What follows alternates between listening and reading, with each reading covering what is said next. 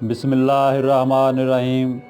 अस्सलामुअलैकुम दोस्तों, असी लिखाई जी शुरू की नस्तालीग उर्दू, उस तो इलावा दोस्तों की फरमाइश है कि इंग्लिश भी करानी चाहिए है। वो असी इंग्लिश भी शुरू कर रहे हैं। वो इंशाअल्लाह 26 हरफ ने एक महीने के जोड़ा ना हर आदमी इंग्लिश जी है ना बेहतर कर सकता है। और वो जिदा ही दसांगे उस तरीके वो मशक जी है ना रोज़ाना के हिसाब न करनी है तो इंशाअल्लाह बहुत जल्द ठीक हो जाएगी। तो उम्मीद करांगे कि तुसी पसंद करोगे। जिहड़ा साडा तरीकाकार है वो दसन का वो तुसी अपनाओगे इंशाअल्लाह। तो कोशिश करांगे कि इनू होर अच्छे तो अच्छे तरीके इनू दसिया जाए। बिस्मिल्लाहिर्रहमानिर्रहीम। असी वड्डी ABC लिख रहे हैं। उसकी मशक है मशक नंबर 35। रूटीन वर्क असी होंदा कि पहले सारे हरफ जिहड़े है ना वो दुहराई दे आ ताकि वो याद रहन।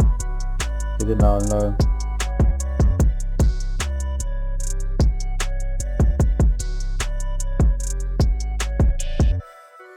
सी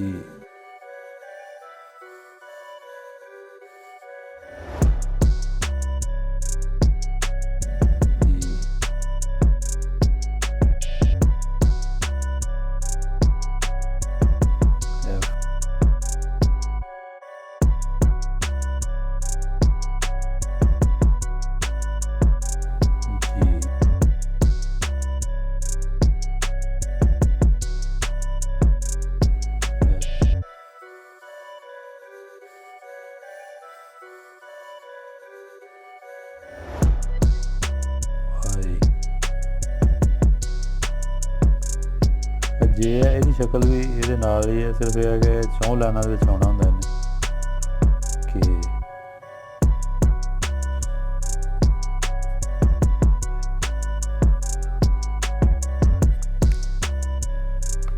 एल एम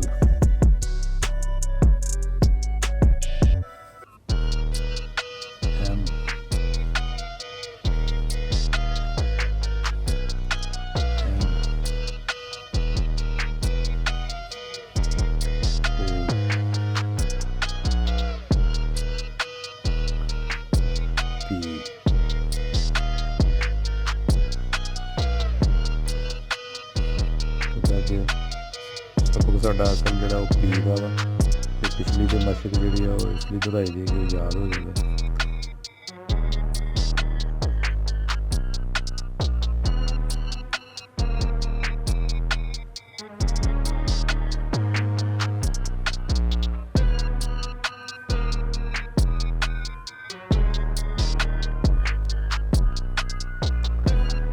मैं सिर्फ एक लाइन लिखनी है। तुसी कोशिश करनी है कि यह काम नहीं काम टी का जोड़ा ना एक सफ़ा लिखा जाए।